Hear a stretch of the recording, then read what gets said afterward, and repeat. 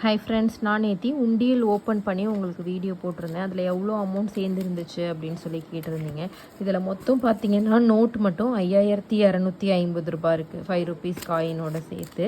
அது இல்லாமல் 1 rupees 2 rupees சில்லறையே பார்த்தீங்கன்னா இவ்வளோ காயின் இருக்குது. இந்த காயினை எங்கே சேஞ்ச் பண்ணலாம், இதை எங்கே கொடுத்து நோட்டாக மாற்றலாம் அப்படின்னு சொல்லி கேட்டிருந்தீங்க.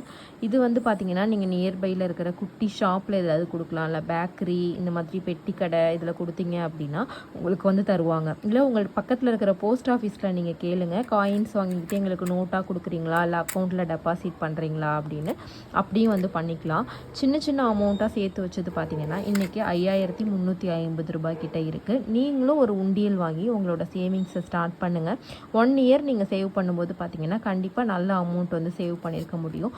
நோட்டாக போடலன்னா கூட இந்த மாதிரி சில்லறையாக போட்டால் கூட ஒரு 2 இயர்ஸ் 3 இயர்ஸ் கழித்து ஓப்பன் பண்ணும்போது பெரிய அமௌண்ட் சேர்ந்துருக்கும்.